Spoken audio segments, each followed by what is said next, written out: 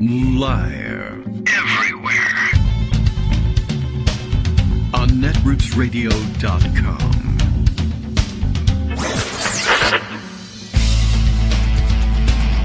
David Waldman. Kagro. In the morning. Now, here's David Waldman. Hey, good morning, everybody. How you doing? It is Monday, June 20th, 2022. Happy Juneteenth observed, as they say, which I observe is probably just a sneaky way of saying that it's Eastern Orthodox Juneteenth, which I didn't even know they had. But that's the way it goes these days. Father's Day shared the day with Juneteenth yesterday. And, of course, it being a Sunday, they have the observation of the brand new, well, almost brand new, it's a year old now, federal holiday, though the holiday itself is 150 plus years old. But, of course, one of the first and most interesting just surprises, I think, happy surprises of the Biden administration was how quickly they moved to create the Juneteenth, or recognize the Juneteenth holiday, I should say, as a federal holiday. Not create, well, I mean, created as a federal holiday, yes. But, okay, you get the idea. At any rate, very nice. I don't know how they settled the red velvet cake, cheesecake, ice cream situation at Walmart. Maybe you monitored that a little more closely than I did. I didn't monitor anything. I was working on some other stuff and still laboring to build this fence that I'm working on. Almost there, bothering my kids every couple of days to come and try and help me hang the gate on this thing, and I don't know. Anyway, at any rate, hopefully you had a pleasant and relaxing Father's Day. I kind of thought that would be a fun Father's Day project, but it didn't work out. Some tough work. Drilling into cement. Difficult thing to do, as it turns out. Who knew? Okay, probably everybody could have guessed that one. As far as traditional Father's Day activities go, I also did not get to sit down and watch. It's been a while since I've bothered watching the U.S. Open on TV, but, I thought that might be an interesting topic also. But I don't know, and I don't even know how it went, so I guess not. I blew my chance on that one. Though there is a developing golf story out there that we've kind of ignored, which, I don't know, I feel like we might have made mention of it at some point, that there was something weird going on with Phil Mickelson and the Saudi Arabians paying him some money. I don't know whether we made mention of it on the air or not, but I've certainly seen discussion of it online. And I guess they're now creating a rival golf tour, but it has some weird shades of Saudish investment in it, and very odd sort of situation. And I don't know whether people are trying to hold the golfers to account for doing business with Saudi Arabia when they're out there murdering journalists or whatever, and various other things that they're doing that people take offense at. And, I mean, I guess I can sort of understand that the golfers don't really know what's going on, but at any rate, I don't know. We'll follow up on that story. I didn't mean to start with that. I just thought I might acknowledge that since it was a golf story and it was Father's Day. I have no attendant Juneteenth story, so perhaps I can just abandon it. I guess, well, that's not necessarily true. I guess we can count the cheesecake, red velvet cheesecake ice cream story. Certainly spend some time on that. Okay. Scatterbrained Monday, lots going on. I'm very busy. I got a lot of things going on in the background. Canceling appointments, moving things around. But much to catch up on in terms of digestion of the hearings over the weekend. There weren't any more hearings over the weekend, but more hearings coming up. People just sort of catching up with the story. The rest of the country catching up with the story that the previous president was at the top of a seditious conspiracy to overthrow the United States government. Maybe of some interest to some people, maybe not, who knows. But more people catching on with it, and it certainly seems to be making a difference, despite the efforts of some journalists to insist nobody's mind is being changed here, and I don't really know whether that's really true. And certainly, I doubt that there's any data that says nobody's mind is being changed. I don't know how much it's moving the needle, but perhaps Greg knows. And we'll take a tour through the items that he's rounded up. And, what was I going to say? There was something else. Just before jumping into that, I said, there's another thing. and now I can't remember what it was. All right, well, at any rate, I'm sure it'll occur to me later, and I'll interrupt something else and drive back in this direction and remember what it was when we get around to it. I'm sure something important will be going on, and I'll say. I hate to interrupt this, but... All right. Oh, yes. Now I remember what it was. Strange story from over the weekend that I didn't actually put away, but probably can retrace. There's another thing. Oh, there I am. Now I can't remember what it was. All right. Well, hey, I hear myself. I'm great. My show is awesome. Thank you, Greg. You were on my iPhone, and I couldn't turn you off. Why would you? If you ask me, that's what so many people say. I'm talking to you live. Yeah. Let's do it live. Oh, well, lots of people. O'Reilly used to say, It's Screw it. Let's do it live. Why not? I like to hear that. It's great. That's the sentiment is appreciated. I just couldn't turn him off. I wanted to hear what he would have to say next. Oh, I was thinking though. I would just quickly insert this story, which I didn't read up on it. Maybe we should. Maybe you have it on your list. Apparently, a Colbert show crew was arrested in the House office buildings. Yeah, they were there after hours trying to film stuff. Yeah, but it was very they were arrested because you're not supposed to be there. Yes, I saw. I don't know if it has any further meaning than that, although Tucker Carlson said that they were guilty of insurrection and basically they should be hung or something. Yeah, which is great. I mean, you know what? If everybody gets what's coming to them, I'll say, okay, I'll give you the Colbert Show crew too. I don't have any attachment to it. But obviously, yeah, I thought the most ludicrous take on it possible was Tucker Carlson basically saying, well, I thought all the media was saying that if you were inside of a House office building or a Capitol complex building without authorization, that was sedition and treason, so they should do so. Well, okay, it's a little bit different. Of course, no feces smeared on the wall, as far as I know. The thing that caught my eye was... And no scaffolding, no gallows. Oh, no gallows at all? Really? Well, which is, so I'm easy surprised, to do because now. they spring up like mushrooms after the rain. They're just spontaneous. Mm-hmm. No one knows who brings them. They're very easy to construct, mobile, or keep in your put pocket. in your pocket. They're small. But I was struck by really fascinating because the whole concept here is that you shouldn't be paying attention to this, and Tucker Carlson basically is forced to pay attention to it. Yes, so he's very upset about that. I thought that was pretty ludicrous.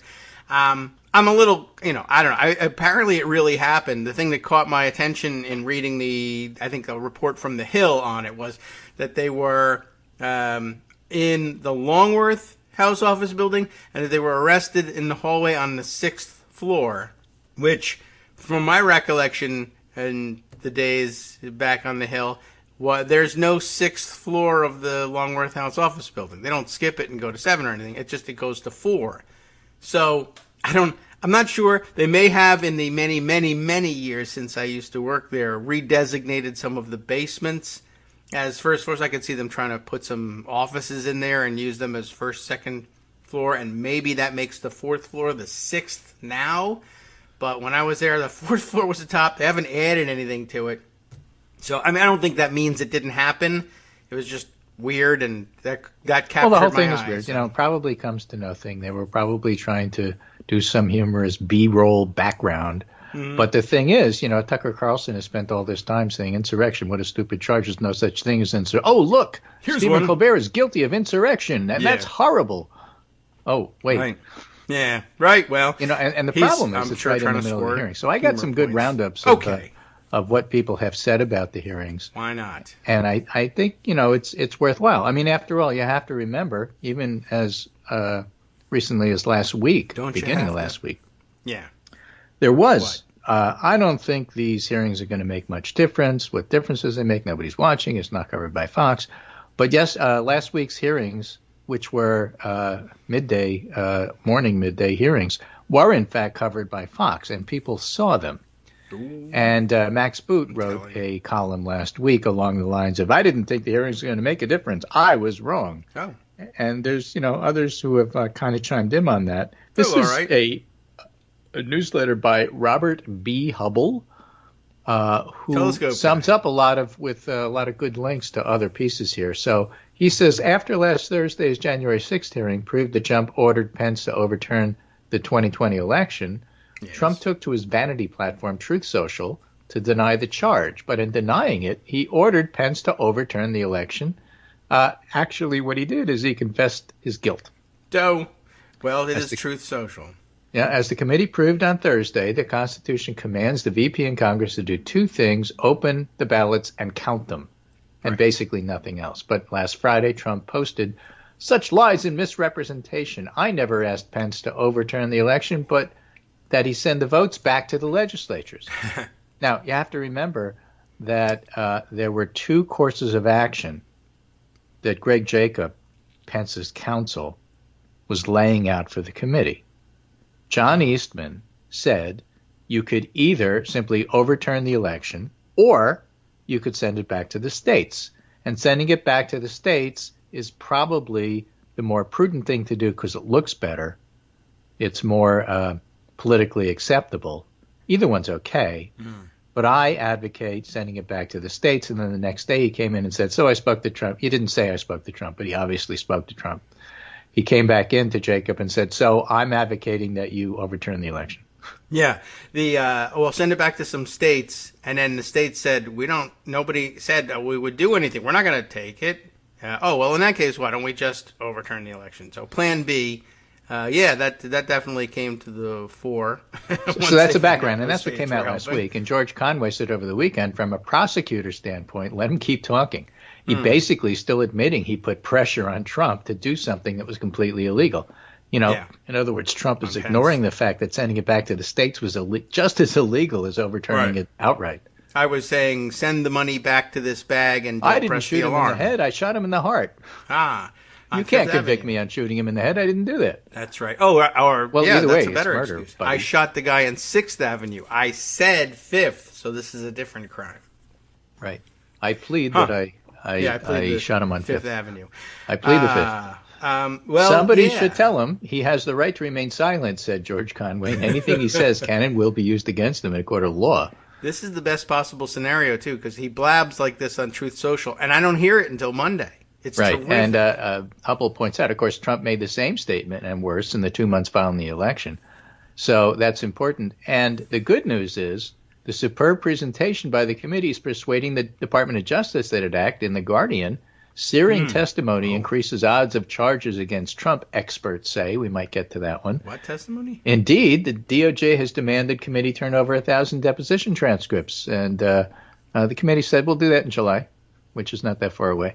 The hearings have moved public opinion in favor of indicting Trump. This is interesting. See ABC News. 6 in 10 Americans say Trump should be charged for January 6th riot. Awesome. That's the ABC 60%. poll shows only a modest increase in support for indicting Trump, about 6%, but that's the most that can be expected in a highly polarized electorate. Yes, that's a lot. And I think what's more important is that there was another finding in the poll. They asked whether or not the hearings were fair, basically. And I'm trying to find the exact wording of the question. But here it is, fair and impartial. Overall, 60% of Americans think the committee is conducting a fair and impartial investigation. 38 say it's not. And you may say, okay, well, what's different? It was evenly divided at 40-40 before the hearing started. Oh.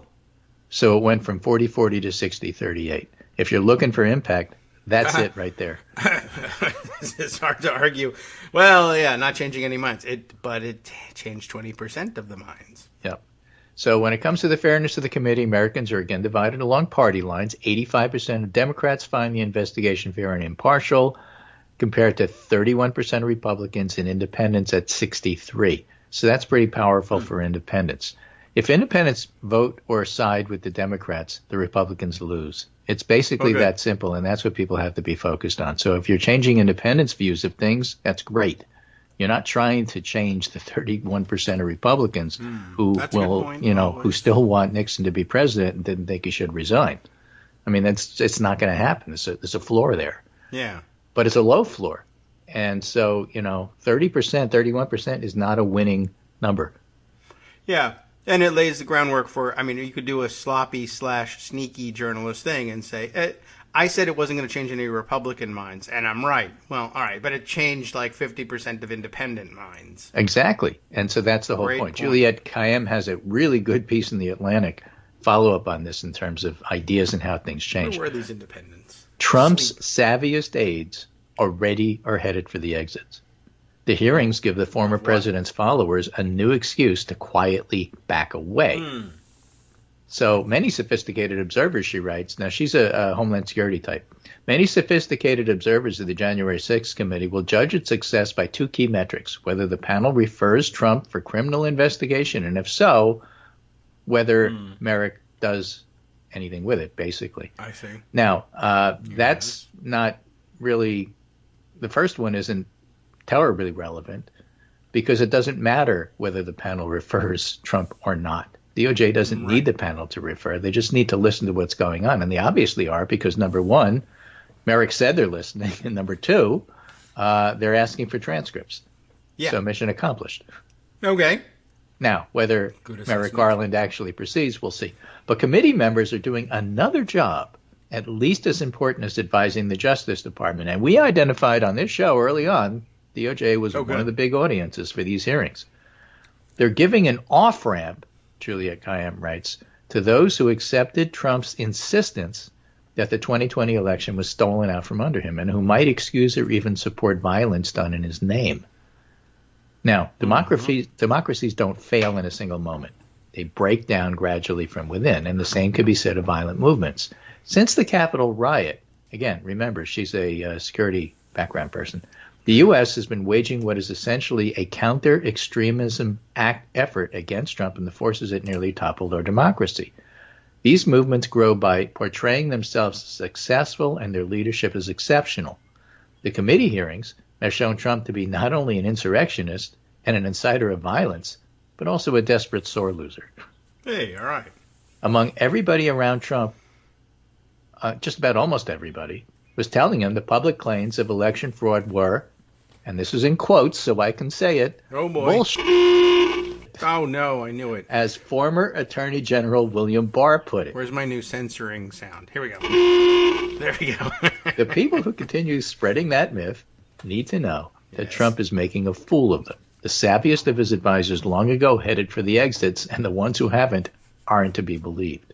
Notably, most of the committee's witnesses against the former president are or were members of Team Trump or the GOP. You know, we've noted that on the show. It is a strategy, but she talks about that strategy. Look at them. The committee is saying this is a way out. Trump, the committee's Republican Vice Chair Liz Cheney said, was advised by, quote, an apparently inebriated Rudy Giuliani. This description, based on the account of Trump campaign figures, isn't idle gossip. It's meant to humiliate Trump, make him seem like a puppet of the unhinged and reckless. And drunk. Run away from that guy. Run away. Run away. Yeah. Trump is also betrayed by his daughter, who in videotaped testimony looks deflated and pale as she sides with the forces telling Trump to stop his madness. The implication is clear. If his own daughter isn't with him, why should you be? True. So the former president's critics may rightly ask why neither she nor Barr spoke up in the moment, but longtime Trump skeptics aren't the target audience. The message to his remaining supporters is Trump's peaked, his best days are behind him. You won't be the first to take the off-ramp, but you don't want to be the last. So very interesting approach. Yeah, instead of subscribing to Trump's stolen election fantasies, Republicans can join Team Normal, the team used by Bill Stepien to describe those who are not instigating violence. And if these former Trump loyalists can reject the lies, so can you. And by the way, there's no honor among Trump's aiders and abettors.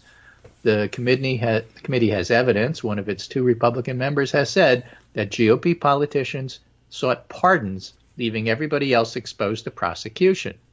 Yeah, so that was a very important part of this. It was not only shocking, but as she points out, it's also a message to everybody else.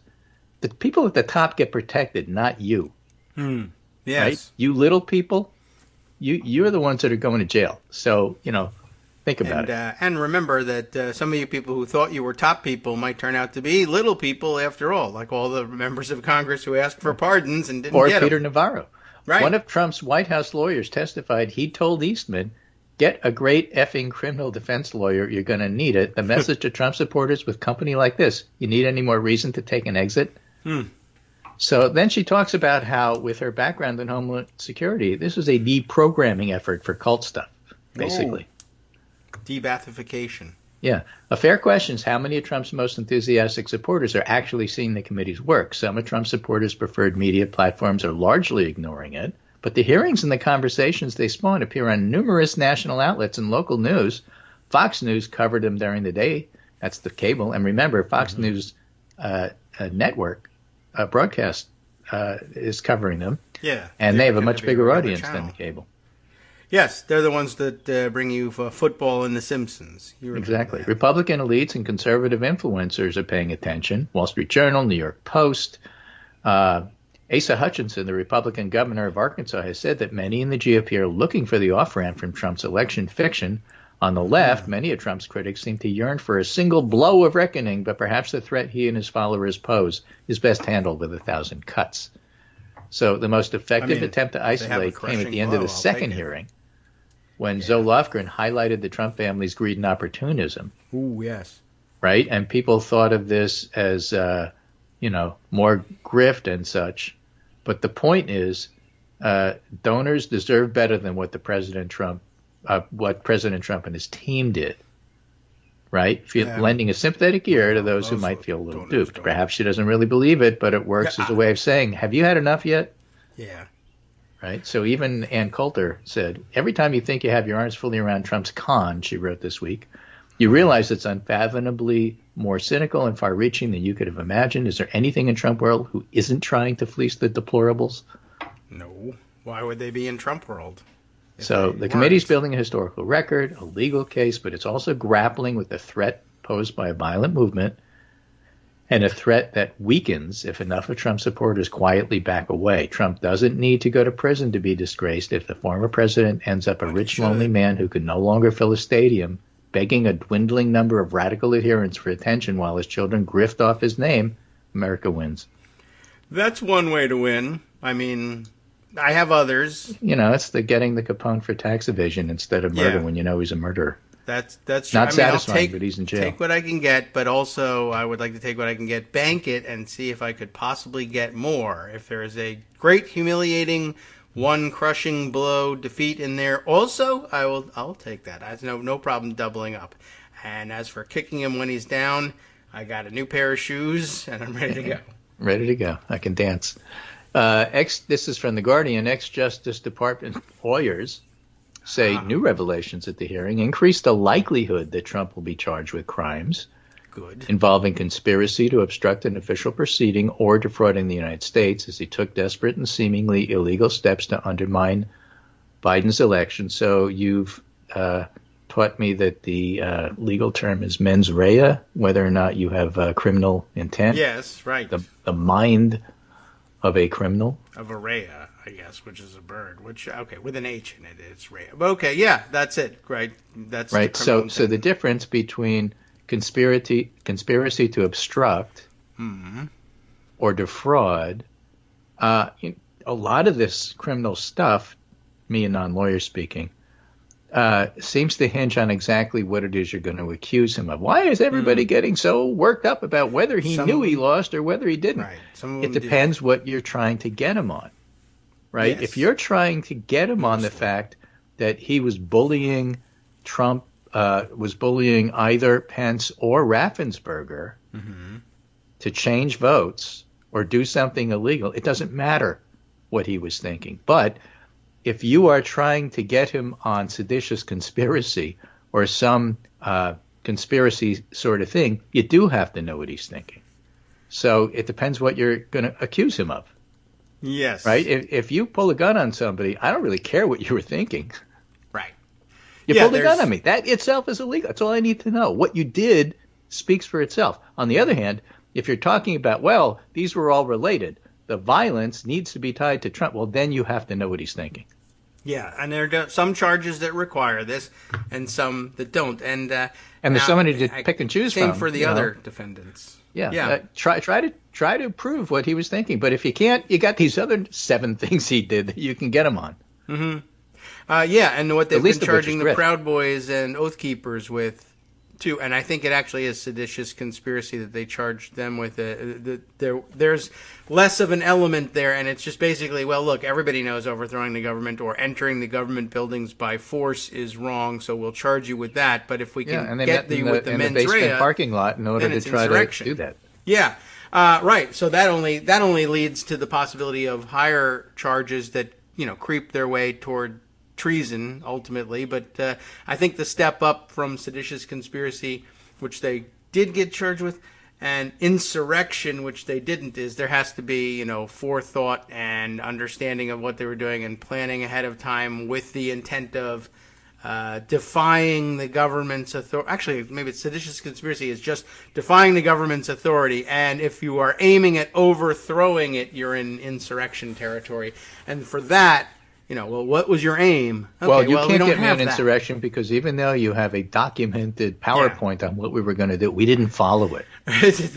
There's that, or we didn't intend. Our intent wasn't to overthrow, but to restore. That's where CNN trying to occupy them. So how could you get us on that? Just because we said we were going to. Wow. They were out of eggs. We couldn't do the egging of the door, so you can't hold it against us. But yeah, that's, I guess, where the thing steps up. If you can prove that they intended to overthrow the government, while they're arguing, I didn't. I intended to restore the government. Oh, okay, here's where we got into trouble. If they really thought they were restoring the government, then is it insurrection? Well, it's at least seditious conspiracy either way, because on the 20th, power was supposed to change hands, and they were looking to prevent that, so we can charge them with that, and that's how they landed on that. As Paul Pelletier says, to sum up, a former acting chief of DOJ's fraud section, it's a target-rich environment. Yes. There's thousands of people out there saying, arrest me, and filming themselves doing it. Well, it's a lot of charges you can get them on. Yeah, terrific. So I'm glad that they're finally doing it. I'm glad that some of the top people are beginning to sweat it. It's been great. When's the next hearing? We have to figure that out. I think it's Tuesday at somewhere around noon. Okay. I have to check. They've been moving the times. They're going to be Tuesday, Thursday afternoon hearings, I believe. Hi, everybody. It's me, David. Let's change things up from the old fundraising pitch for just a minute and talk instead about how you can be a part of our show. If you've got a smartphone or any other electronic recording device, why not sit down and record a segment for us? Read us an important article and give us your take. Or read one of your own original essays, or even just give us your commentary on something you'd like to share that's important to you. Then send the file to me at kagrox@gmail.com, and I'll try and work it into the show. Short segments, a few minutes in length, are easiest to fit in. And of course, I can't always guarantee that I'll be able to play everything, but if you've ever shouted at your radio or TV about something you wish was being covered, here's your chance to change that. Make the show your own. Send your submissions to me at kagrox@gmail.com.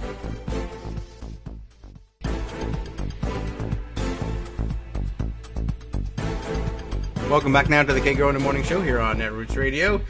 We return. I was just pondering over the break. One, we have some information about when the hearings are, but two, whether Ivanka and Jared were allowed to go over to Mar-a-Lago for Father's Day or not, or whether anybody bothered to go for that matter. I don't know how Father's Day is around there, but I didn't see them making a big deal and putting out photos of them, eating gilded infants or anything, as they usually do from Mar-a-Lago. So maybe not. Maybe they stayed away. You throw me under the bus, you're not invited over to my pervert club for lunch on Sunday. Okay, sure thing. All right, well, let's see. Greg, you were saying about the hearings. They are afternoon hearings? They appear to be tomorrow, which is Tuesday at 1 p.m. Eastern, 12 Central. And then Thursday, 3 p.m. Eastern, 2 Central. I'm busy. I'm going into labor. Tuesday, Thursday afternoon. Okay. Both days. I'm having twins. We're expecting Roe on Tuesday morning. Yes. But it could be. There's one other day they could be doing it. They may leave it for last. That day. I'm sure they will. They'll keep Joan on the edge of her seat on Tuesday, leaving her unable to join us. We've already been warned about that. And then they'll do it a different day just to screw my show up. Those Supreme Court bastards that they are. All right. Fair warning. But yeah, great. So going back to Robert Hubble, who started it all with his newsletter, he writes, to sum up all of these different approaches and takes on how the hearings are, in fact, mattering. The hearings are designed to establish the facts beyond dispute, and that they have succeeded. And by the way, just a great reminder yet again, which even Trump was complaining about over the weekend, that Kevin McCarthy is an idiot, and boycotting the hearings was a complete disaster. Yes. Oh, I just saw Armando retweeting somebody who was, great take last year around July, saying, boy, this whole decision to keep Jim Jordan off the committee is going to end up being a huge gift to McCarthy. You just watch. Not so far. Not too much. But they're changing the conversation around Trump in a way that presages his defeat and accountability. The work of the committee isn't done, and DOJ must now rise to the challenge. And while the committee won't change the minds of every skeptical American, it doesn't need to. It only needs to change the minds of enough of them to defang and destabilize Trump. His competitors in the GOP will relegate him to his rightful status as a one-term, twice-impeached, coup-plotting, indicted former president. It's a lot. Yeah, well, I'm waiting for the indicting part. All right. And he also points out, by the way, the scandal with Ginny Thomas continues to grow.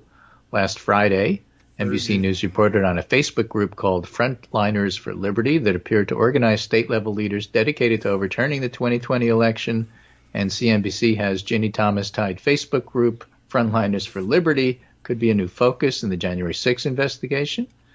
All right. In December 2021, Trump attorney Eastman spoke to the Facebook group. The thesis of Eastman's talk was state legislative actions that can reverse the media-called election for Joe Biden. Another speaker gave an update on state legislative actions regarding electoral votes. In other words, the Facebook group run by Ginny Thomas seemed to be dedicated to spreading Eastman's deeply flawed legal theories. The group is associated with the Facebook account of Virginia Thomas, which contained numerous photos of Clarence Thomas. Ginny Thomas's Facebook account and group thus put Clarence Thomas within 1 degree of separation from those plotting to overturn the 2020 election. It's not really. And he calls for Roberts to investigate Thomas. That's not going to happen, but good thought. Yep. I'll agree with the thought. And so the two dates that are likely to have Roe announced is either Tuesday, June 21 or Monday, June 27. I would guess Monday simply because you want to leave it for last because it's so explosive. But they also have a gun control one, so maybe gun control tomorrow and abortion next week. All right. Or both on one day. Or both on one day and say we're done. Could happen. I mean, if we're going to have a riot, we might as well just have one riot. Right. And then the last piece on the hearings, this is Tom Nichols, Never Trumper, writing in The Atlantic. Trump's dangerous wannabes meet the ambitious mediocrities who almost brought down American democracy. And he separates them into groups. The quiet ones, like Jeff Clark, for example. Really? He was pretty loud at the end. Yeah. The big room-filling figures like Steve Bannon or Rudy Giuliani.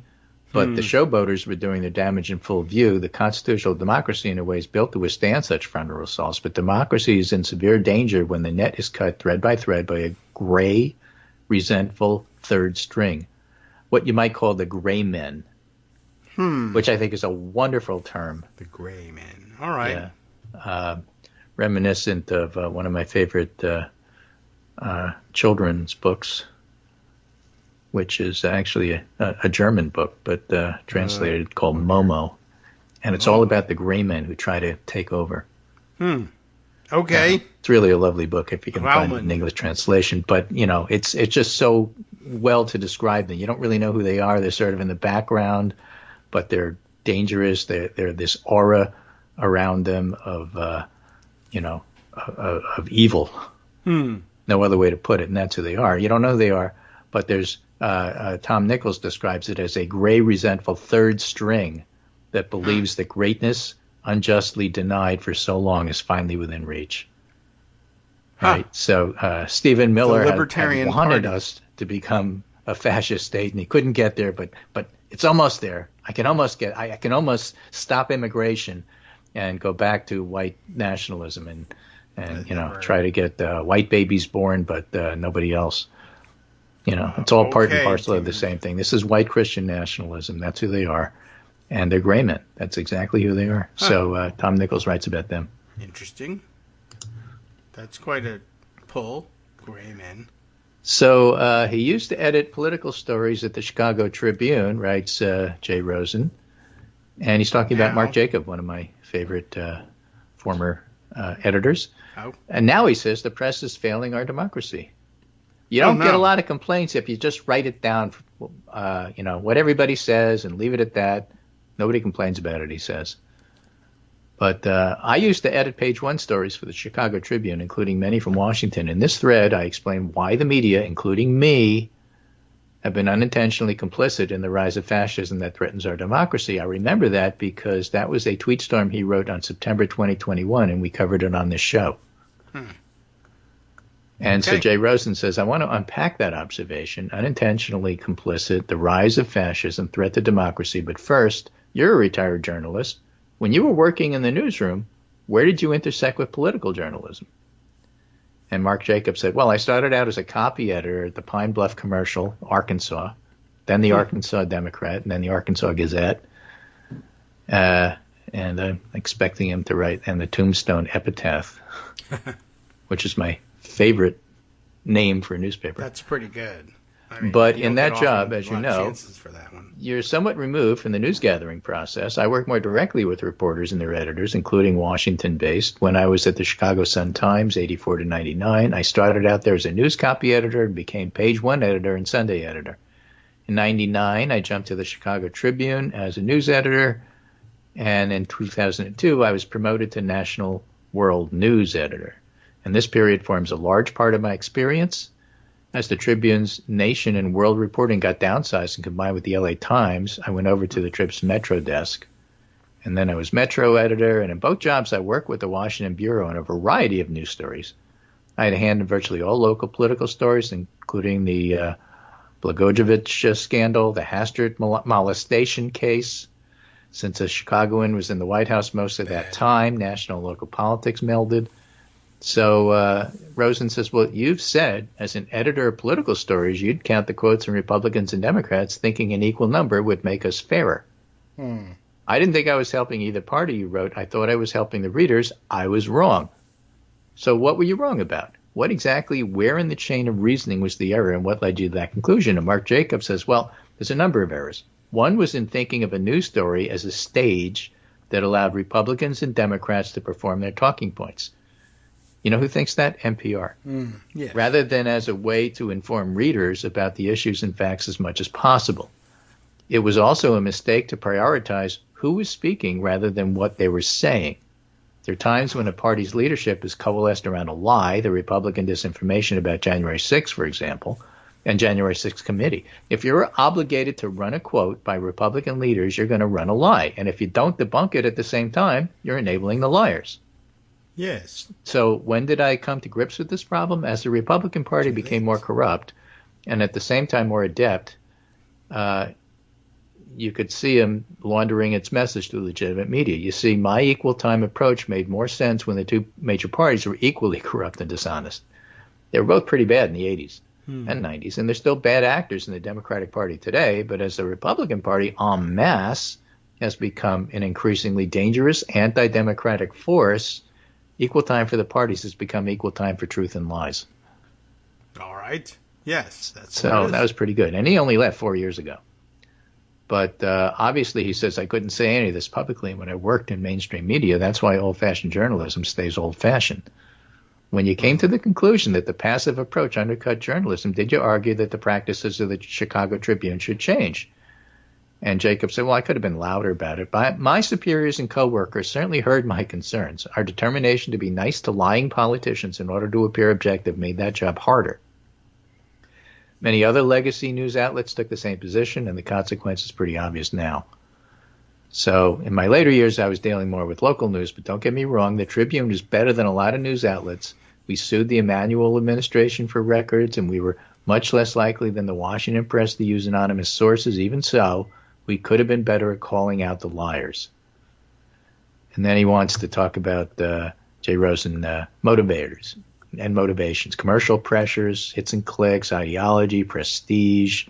From your experience, what motivated your professional peers to stick to, quote, old-fashioned journalism, end quote, that, as you say, has been no match for right-wing propaganda? And he says, well, some of these theories have validity, but the vast majority of journalists don't belong to an evil cabal. Journalism's a business, and the owners would like to keep customers paying them money. Mm-hmm. It's safer and more profitable to avoid coming to conclusions. You write the stuff down, and then he said that, she said that, you figure it out. Right. And that attitude filters down to the staff, and then there's the access issue, and that is a big deal too. But when I was on the Trib Foreign Desk in 2003, many of us suspected that the Bush administration was lying about Iraqi weapons of mass destruction, but we couldn't prove it. So we published what was, in retrospect, a bunch of government lies. The difference today is that a lot of journalists are quoting politicians they know are lying. Yeah. So that is interesting. Yeah, to say the least. And he's certainly true.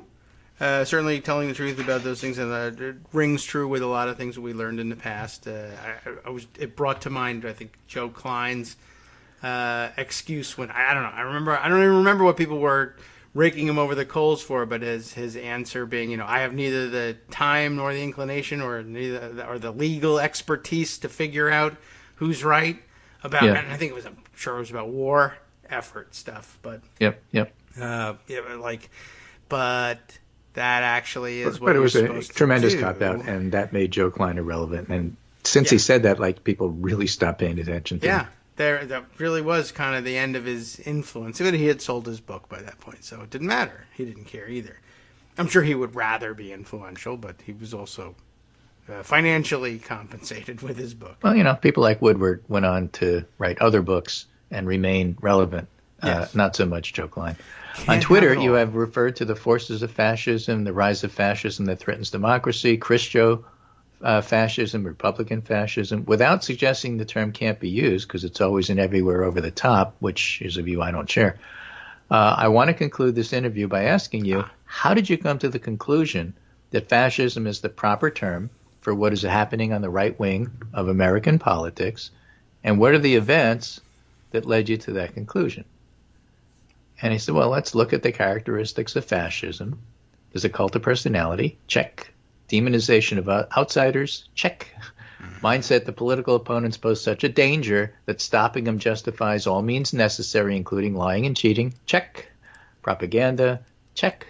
Coercion of businesses to force submission, see Disney and Ron DeSantis. Social regimentation, see the efforts to roll back LGBTQ people and impose Christian values.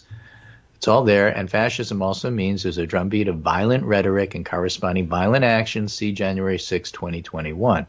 So again, it all comes back to January 6th. Whatever it is you're trying to claim, January 6th proves your point.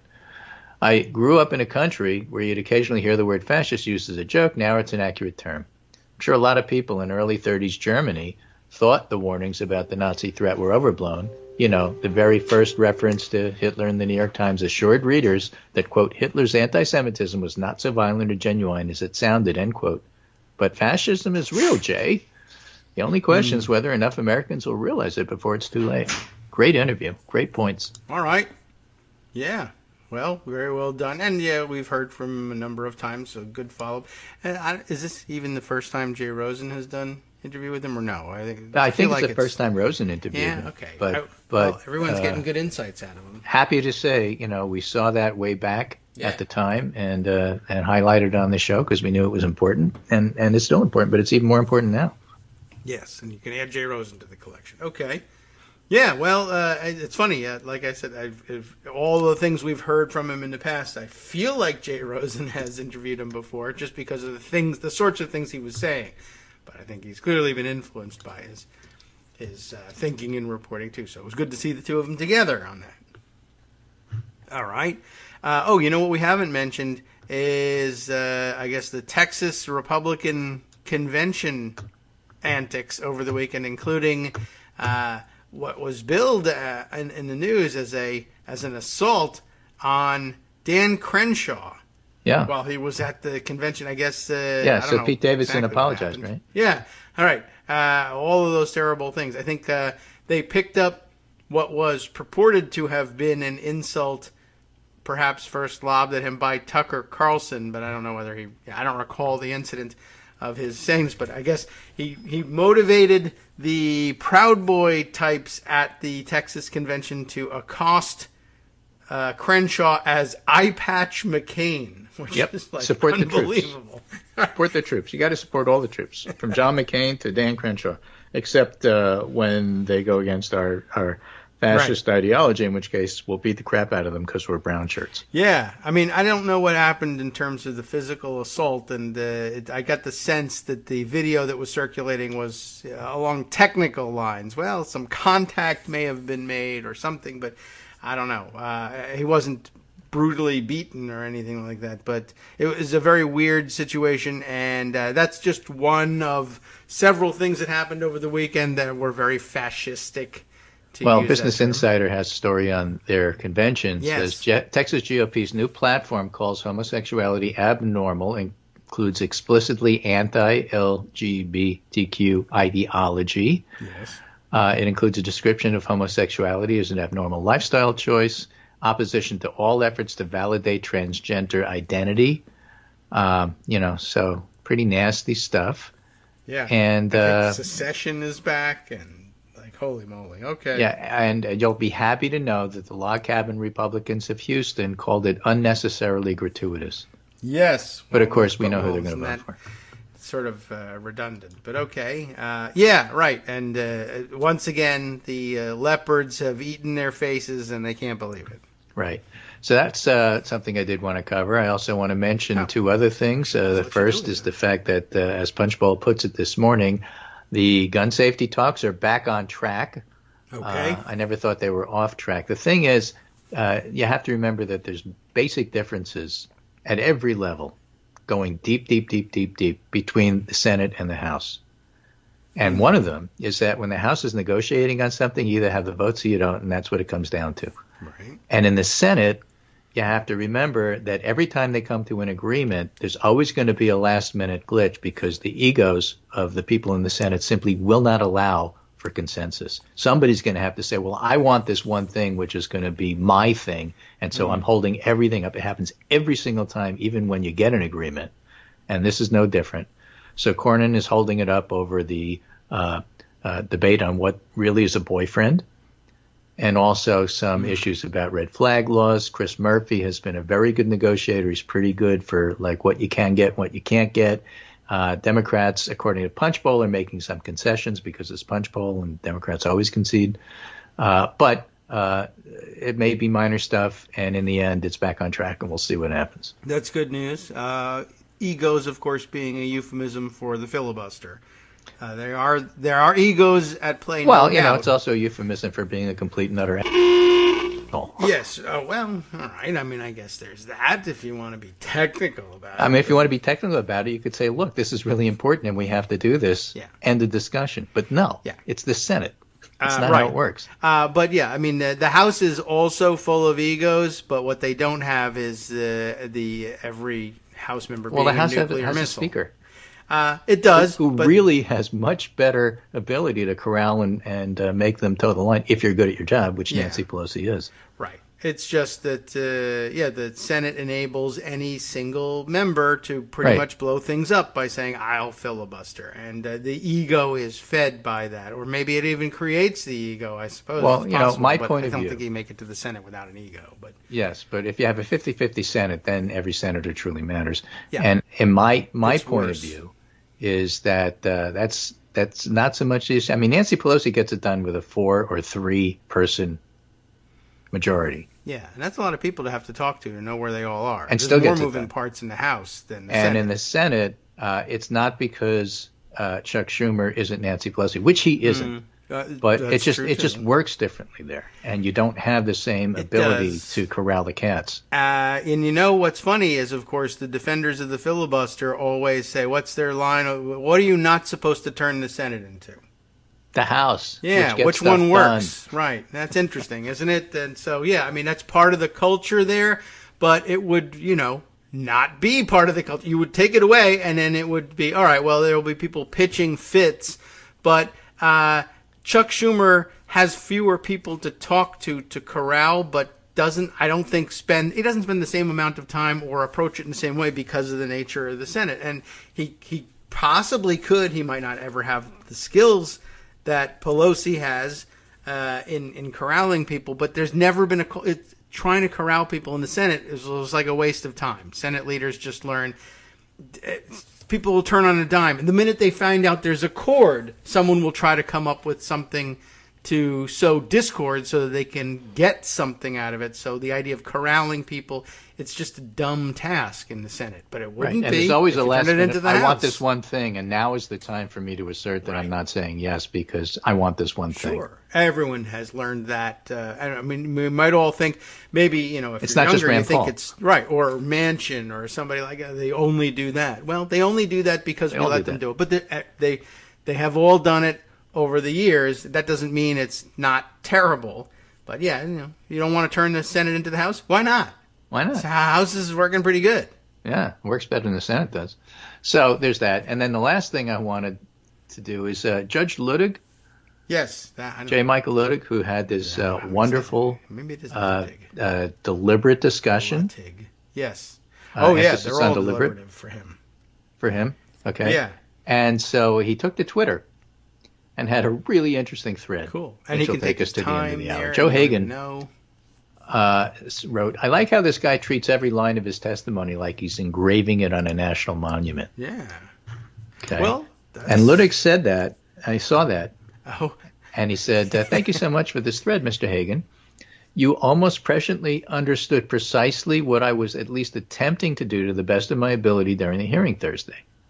What you could not know and did not know, but I will tell you now, is that I believed I had an obligation to the Select Committee and to the country to formulate, ellipsis, ... then to measure, ellipsis, ... and then, ... to meter out, ... every single word that I spoke carefully, exactingly, and deliberately, so that these words I spoke were pristine, clear, and would be heard, and therefore understood as such. Uh-huh.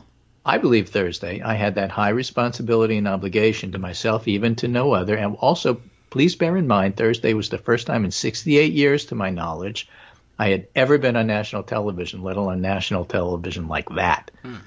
And though not scared, I was concerned that I do my very best and not embarrass myself, as I think anyone who found themselves in that frightening circumstance would be. So I decided to respond to your at once astute and understanding tweet this afternoon because I've been watching the tweets all day suggesting I'm recovering from a severe stroke. My friends, out of their concern for me and my family, have been earnestly forwarding me these tweets asking me if I'm all right. Such as social media, I understand, but I profoundly believe in social media's foundational, revolutionary value and contribution to free speech. And for that reason, I willingly accept the occasional bad that comes from social media in return for the much more frequent good that comes from it, at least in the vastly more responsible, respectful speech on these media. And that's why 16 years after my retirement, even then, as a very skeptical, curmudgeonly old federal judge, I created a Facebook account and then a Twitter account, slowly, very slowly, one account first and then followed by the other. All of this said, I'm not recovering from a stroke or any other malady, I promise. Thankfully, I've never been as sick or so debilitated as that ever in my life and wouldn't want that for anybody. I've actually never been really sick a day in my life. I was more ready, prepared, and intellectually focused, I had thought, during Thursday's hearing than I ever have been for anything in my life. I gather my face appeared too red. The explanation was more innocent than that. At the last minute, I've been helping to get my daughter get settled in her new home where the temperature's in the upper 90s, and apparently I got a little sunburn. Oh. So what I will say, though, is this, and I think it explains it all. All my life I've said, by way of sarcastic prescription for others, that I never talk any faster than my mind can think. I'll proudly assure everybody on Twitter I was as riveted, laser-like as never before. What's more, as consciously as one can be aware of something subconsciously, I was, in your poetic words, incapable of conjuring, Mr. Hagan, supremely conscious that if I were chiseling words in stone that day, it was imperative I chiseled the exact words I would want to be chiseled in stone were I chiseling words in stone for history. So in all sincerity, thank you. For better or worse, I was as compos mentis as I've ever been. Thank you, everybody. You're the best. It was a really amazing Twitter thread. Well, it took them a long enough time to get it out there, too. And that's what everybody said on Thursday. And right. You know what? Not everybody's from New York and talks as fast as we do. That's certainly true. I thought he was being very deliberative. To the East Coast, I understood what was going on. Come on. Get to the point. Right. And then, because the short version of that, it was pretty gracious, given that the short version of that thread is Joe. I mean, this is Joe Hagan we're talking about, right? The podcast guy. And it's like, well... Not Joe Rogan. Okay. Joe Hagan. Oh, okay. I thought it was Joe Rogan. Fair. Like, oh, that's even worse. Like, okay. Well, even so, but just sort of like, this is how you speak when what you have to say is extraordinarily important and could change lives. And the entire nation is focusing on your so you take it slow. Every word. Okay, well, Joe Hagan is a different guy, and I should differentiate that. Okay, I thought at the first you were like, Joe Rogan? Well, I could see Joe Rogan making an offhand comment and being dopey about it. And Joe Hagan, No, it was really a very gracious thread. I just thought, for those people who wanted to know how come he was speaking that slowly, who spoke not medical. He wanted to. Okay, that's good. And by the way, now that I'm looking back at what Joe Hagan... not Joe Rogan, has said, it's not even that bad. And which is maybe why Ludwig chooses to respond to him as opposed to other people who were saying, well, this guy speaks so slow, he's dumb. Yeah, he is engraving it on a national monument. It's good. I'm glad he did that. Yeah, okay. So, and Judge Ludwig said, well, thank you for the compliment, which I will take this as. Yeah. Even though I might have taken it somewhere up, but I haven't been on Twitter that long, so I didn't know how to take it the wrong way. Okay. Now you've learned. But he didn't. So, okay, that's good. I just, what a mistake, too. I'm sorry, Joe Hagan. Sorry about that. Okay, but that explains a lot better why it wasn't more insulting and stupid. If it had been Joe Rogan, then it would have been worse.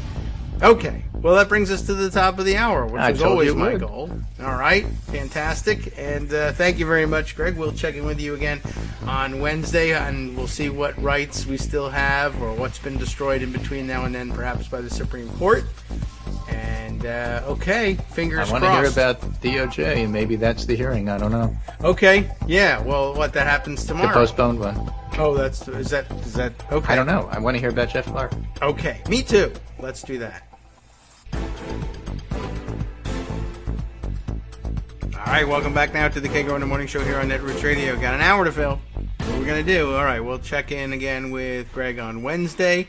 That seems like good news. There'll be some hearings in between now and then. They'll be about something, and we don't even know which. I think Greg was telling me while we were taking the break that it's not entirely clear what the times and dates are set, but the subject of each hearing is fluid. So, okay, you're just going to have to tune in and find out what's going on and learn that way. All right, let's see. Plenty of things to look through here in Pocket, and I should keep an eye on what's happening via Twitter while I still have that ability. I still haven't checked out the new replacement yet for TweetDeck, but I have until July 1st, which is coming up, so I got to get on it.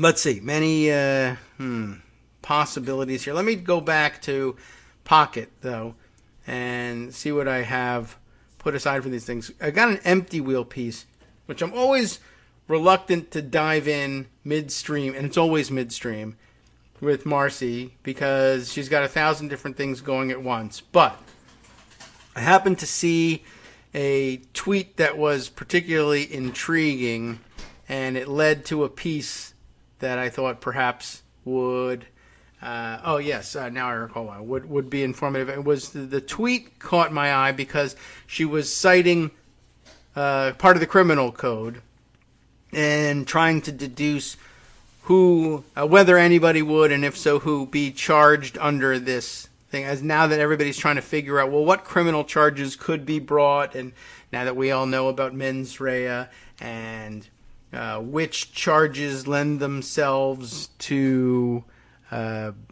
being able to bring criminal charges, even if there's doubt about what people believed about what they were doing. And let's see. Marcy, of course, this is part of a long thread here. This is not part of a long Twitter thread, but part of a long thread that she's been following just in general. But I saw her mention code. So She begins just by saying, in this post, I lay out both the new evidence implicating Trump in threatened attacks on Pence, as well as some old evidence. So that's good. She'll loop back and inform us about what she was thinking about there. And then adds, importantly, DOJ is no longer thinking just of, and here's the code here, 1512C2, by which I assume she means 18 U.S. Code, Section 1512C2, which I looked this up yesterday, and now I can't remember offhand what it was, but we'll do it live here on the air and get it for you so that we know what we're talking about. 1512C2 is, yes, tampering with a witness, victim, or an informant. And you might think, oh, is that really what they were thinking of? There's so many things that you could end up charging them with for so many. I mean, for a conspiracy as the committee is laying it out, what did they say? A 7-part conspiracy. Well, each one of these parts could have individual charges along with it, and each charge being an element of some greater charge on top of it. But yes, this is about witness tampering, and I guess, we ordinarily think about that as, well, I don't understand, what witness are we talking about? Because we're usually thinking of it in the context of somebody threatening a witness who's going to testify in court in a criminal proceeding. But of course, it's all official governmental proceedings, and of course we call the people who testify before congressional committees and other inquiries witnesses as well. So those people can fit underneath that. But what about people who play some ceremonial or ministerial role in something important, an official proceeding like, say, the peaceful transfer of power, the counting of the electoral votes? And if you were to try to tamper with somebody who was supposed to have at least nominal ministerial control over that proceeding, could it, by analogy, be said that you were tampering with a witness to or an important functionary in a government proceeding of some importance? And the answer is probably yes, and many other things as well. So let's take a look back at the piece that she was linking to and see exactly what's going on here. 40 feet, she says. Now, 40 feet, well, you'll remember what it's all about as soon as I finish the title. 40 feet, Trump sicked a murder weapon on Mike Pence. Obviously, I think, to all who listened to this information be developed in the hearings, 40 feet now refers to the apparently what was the spacing between Pence and the mob that was out looking for him, apparently chanting his name, "Hang Mike Pence." They got within 40 feet of, well, I guess, catching the car, and then everybody would look to see what does the dog do now that they've actually caught the car.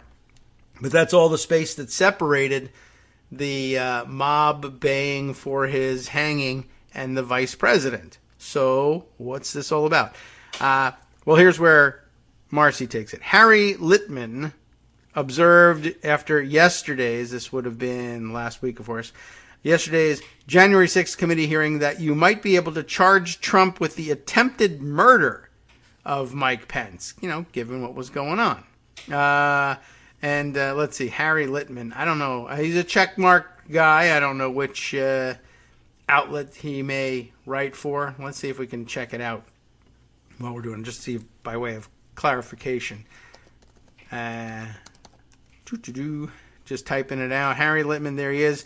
LA Times legal affairs columnist is Harry Litman. And so he asks that question. Not clear if you could convict him of attempted murder of the vice president. I mean, wow. But not clear you couldn't. And he notes right there in the tweet, this has to be the darkest moment in presidential history. You would think, right? I mean, it's got to be among the top 300, let's say, right? I don't know. Give yourself a number, but it's pretty dark to say, gee whiz. I mean, on the one hand, I say, look, I don't know if you could actually charge the president with this and convict him of it, but the fact that you could ponder, well, it's a close call. Look, maybe ultimately you don't succeed, or maybe ultimately for political reasons you don't want to charge the president with this, but you're pondering charging him with attempted murder. Attempted murder of who? A random person he encounters at the bowling alley? Bad. Person he shoots in the middle of Fifth Avenue? Bad. Vice President of the United States, next in line to succession to the presidency and his own running mate. Yeah, that's actually sort of bad. Constitutional officer. Yeah. All bad things. Could be one of the darker moments you might imagine. Anyway, Marcy goes on. This was not new news yesterday, though. I reported, Marcy did, on the DOJ and the committee's mutual focus on the targeting of Pence on January 5th.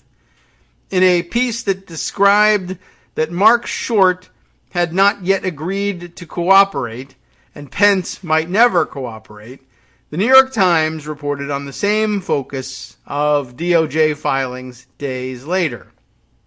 And, by the way, okay, now we're talking about I was wondering about this when she was saying, I reported on the DOJ's and committee's mutual focus on the targeting of Pence on January 5th. Does that mean the escalation of threats against Pence that were evident, that they made on January 5th, 2021? Or are you saying that you reported on that focus and the targeting of Pence this year? And that's the answer. It was, in fact, that on January 5th, 2022, she was reporting on the targeting of Pence, because I wasn't clear how much evidence that he would eventually be targeted in this way there was on January 5th, 2021. Although I think it clearly was on someone's mind, the people who brought a, almost completely prefabricated gallows with them to the Capitol, certainly had that in mind, or something like it in mind. So maybe January 5th, 2021, there were some elements of this. But okay, that clears that up at any rate. So Marcy says that she had reported this January, earlier this year, about this DOJ and committee focus on the targeting of Pence. In a piece that described that Mark Short, his chief of staff, had not yet agreed to cooperate and Pence might never cooperate, the New York Times reported on the same focus of DOJ filings days later. Though, as sometimes happens, the New York Times got the timeline wrong. Gina how does she pronounce this? Bisignano? Okay. Swore to her focus on Pence in August and has not reneged on that point even as she attempts to withdraw her guilty plea. Okay. Gina is one of the rioters, I guess, who was particularly interested, according to court documents, in this targeting of Mike Pence. And Josiah Colt, who I guess also is in the same position, described how he and two co-conspirators responded to news that Pence would not stop the vote count by breaching the Senate in July of 2021, almost a year ago. So there, the proof that this is not perhaps new news. But DOJ has been focused on the effect of Trump's targeting of Pence for over a year. Marcy is one of the, I would say, leading voices in reminding everybody of just what is discernible about what's going on at the DOJ. It's not exciting stuff. They're not arresting people and lining them up against the wall and beating them up or whatever.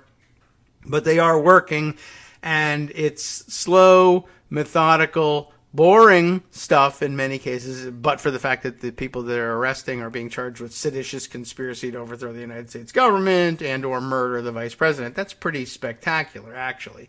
But it's not, there's no fireworks, but Marcy keeps reminding everybody. They may never follow through. That's still an open question, but they are doing something that could be laying the groundwork for. And so I guess if it ever happens, you'll be able to say, if you were following along with Marcy, well, okay. I mean, I'm still surprised that they brought charges, but I can't say I'm surprised that the work was, the foundation was being laid all this time. I watched it happen. So anyway, DOJ has been focused on the effect of Trump's targeting on Pence for over a year. In fact, to substantiate the seriousness of the threat facing Pence that day, the committee cited witness testimony that has been public since January 13th, 2021, in Proud Boy Dominic Pezzola's original arrest affidavit. I don't know whether he says Pezzola or not. It's double Z. But from the arrest affidavit, W1, witness 1, where this witness further stated that the members of this group, which included, and you can see why, as difficult to pronounce perhaps as Dominic Pezzola's name is, why all of a sudden now that his name is in the public eye, is less than excited to be referred to by his online name, as we all sometimes are, but more so if your online name or gang name, because you're with the Proud Boys, is Spaz. Just saying. But anyway, witness 1 here in this affidavit stated that members of this group, which included Spaz, said that they would have killed Mike Pence if given the chance. And they remind you in brackets, that's Vice President Mike Pence, not some other random Mike Pence. According to the witness, the group said it would be returning on the 20th, which your affiant takes to mean the presidential inauguration scheduled for January 20th, 2021, and that they plan to kill every single, quote, MFer they can. Pardon me. But, by the way, that's the quote, MFer. They did me the favor of just quoting it that way. The allegation actually doesn't show up in the Proud Boy sedition indictment, though Proud Boy Matthew Green's plea allocution talked about how the militia swarmed the Capitol with the intent of adding pressure to Pence. And remember, there's lots of evidence, many comments from Donald Trump along the way, that the riot was essentially, or the rally and everything that came after it was designed to pressure Mike Pence. That was a huge focus of the rally. And then let's march over, and then let's make sure they hear us. And everybody who was there, especially those, almost, you might even be able to prove that everyone who entered the building was particularly motivated in that sense, either by pressuring Mike Pence or their elected public officials in Congress to do this thing that Trump wanted. Anyway, the allegation doesn't show up in, as Marcy points out, in the Proud Boy sedition indictment, but there's this other Proud Boy who says, who talked about in his court documents how the militia swarmed the Capitol with the intent of adding pressure to Pence. To be sure, yesterday's hearing, last week's really, laid out the following additional pieces of proof that Trump was specifically targeting Pence.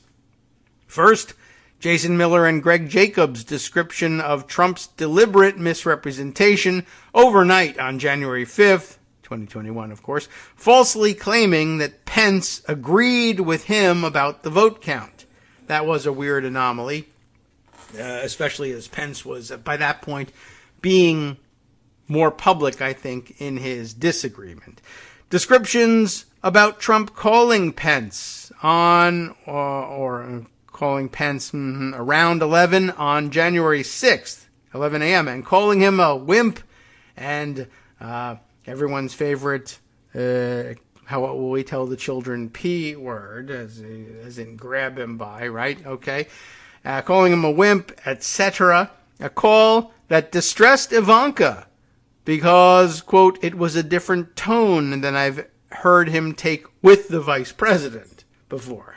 I mean, you could hardly get away with saying it's a different tone than I've ever heard from him before, because he says these things all the time. Remember, it was just locker room talk the first time he said it.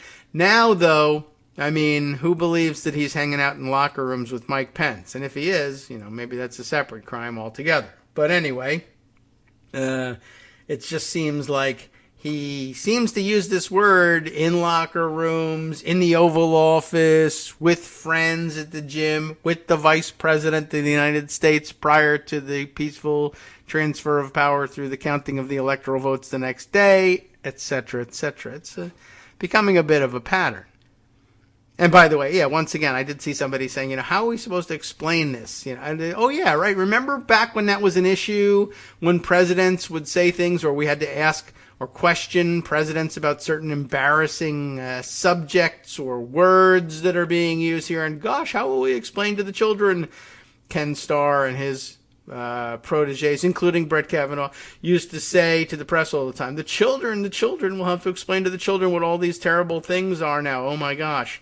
And they're not even terrible things. So, anyway, here we are again, doing it again, and nobody's worried about the children this time. But maybe they're just more focused on the fact that the president almost assassinated the vice president, just for the hell of it.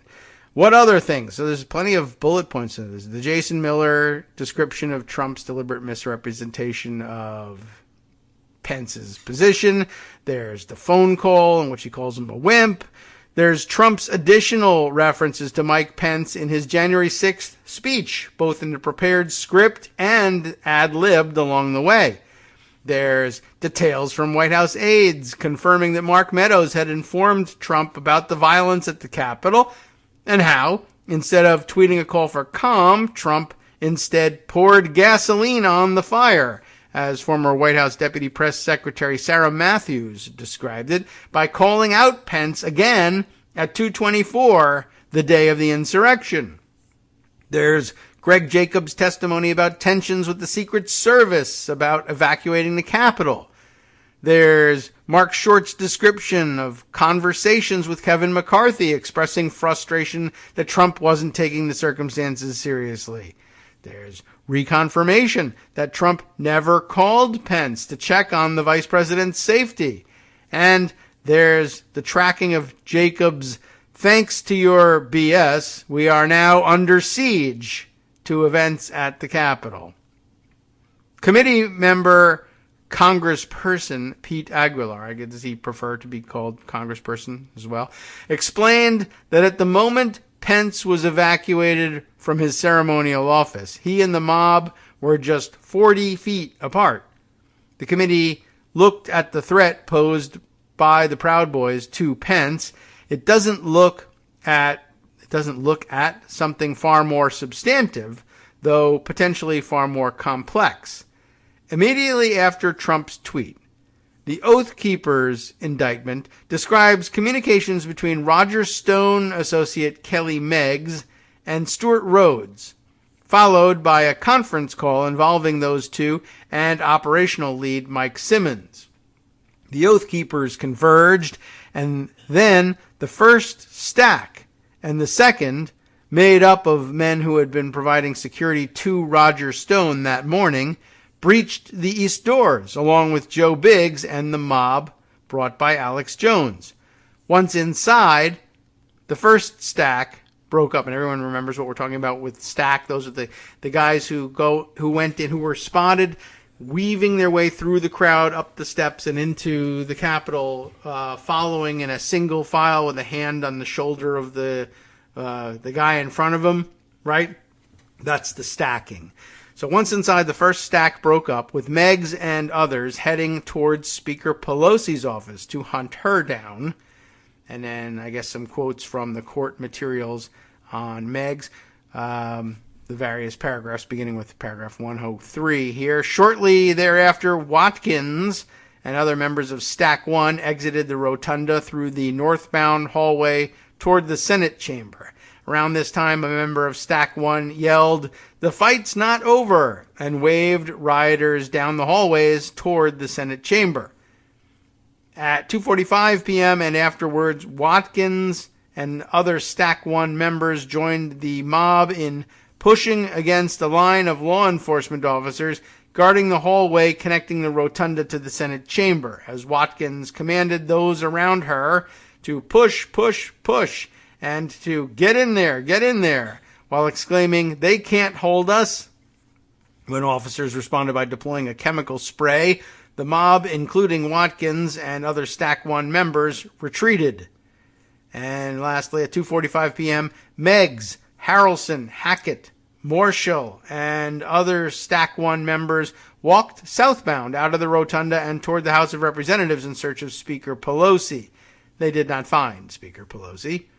Now back to Marcy's commentary here. The others attempted to get to the Senate, whence Mike Pence had, minutes earlier, been evacuated. As I've noted, with the sedition indictments, DOJ also added 18 U.S. Code Section 372 charges that I guess she described here as conspiracy to prevent, by force, intimidation, or threat, any person from, discharging any duties thereof. But I mean, the thereof, I imagine, would be governmental duties, not just any person discharging any duties. This is conspiracy to impede or injure an officer. If two or more persons in any state, territory, possession, or district conspire to prevent by force, intimidation, or threat any person from accepting or holding any office, trust, or place of confidence under the United States, or from discharging any duties thereof, as the president, vice president might have in the electoral vote count, for instance, or to induce by like means any officer of the United States to leave the place where his duties as an officer are required to be performed. This sounds like a great statute to use. Or to injure him in his person or property on account of his lawful discharge of the duties of his office, or while engaged in the lawful discharge thereof, or to injure his property, so as to molest, interrupt, hinder, or impede him in the discharge of his official duties. Each of such persons shall be fined under this title or imprisoned not more than 6 years, or both. That's actually a pretty useful statute and probably ought to be brought to bear all across the country, even right here in Loudoun County, Virginia, where they've been threatening school board members and PTA members, for that matter, local government, elections officials everywhere. This has been the practice of grassroots Republicans over the past, for a while now, but it's intensified tremendously over the past 6 months or so. Not just January 6th rioters, but many times some of the same people in local jurisdictions as well. So anyway, back to where Marcy was. As she's noted, with many of the sedition indictments, DOJ added those charges.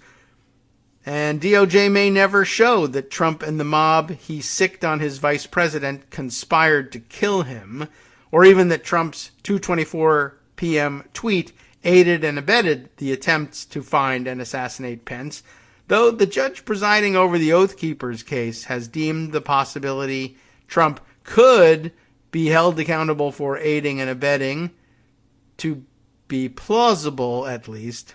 There we are. He held that the idea of holding Trump accountable for aiding and abetting this was a plausible theory, at least for a lower civil standard. But there's little doubt that Trump, his lawyers, two militias, and the mob entered into a common effort to prevent Pence from doing his duty that day.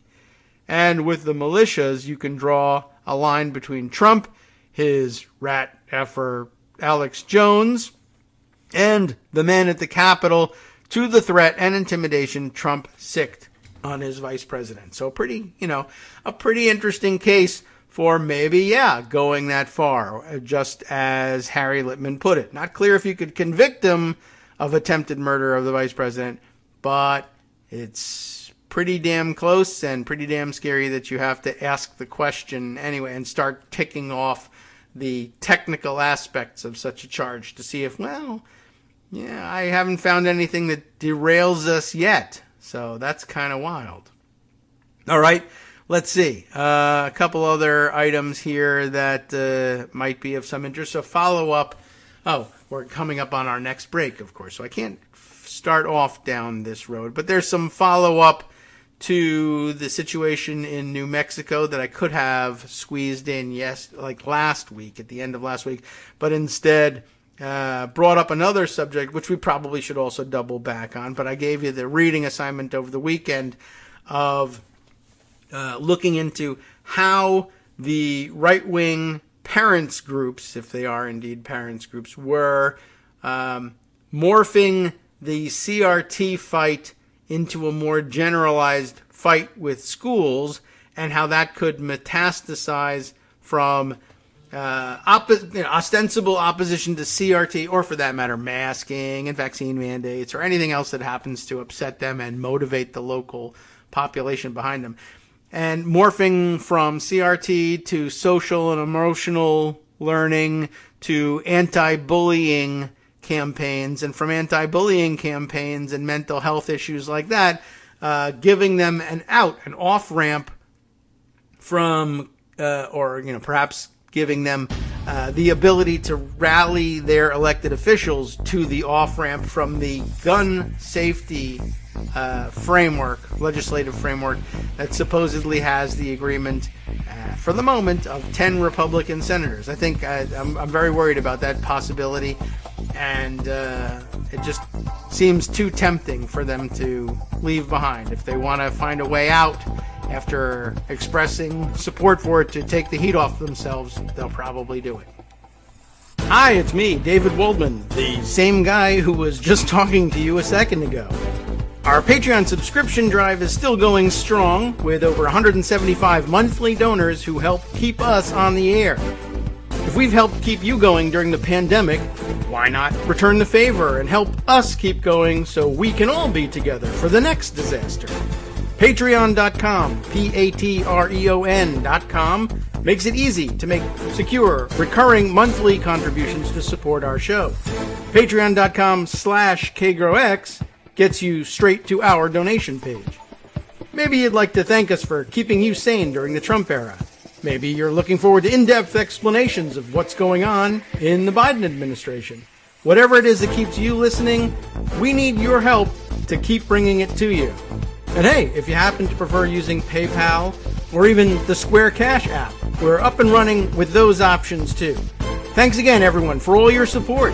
We literally could not do this without you.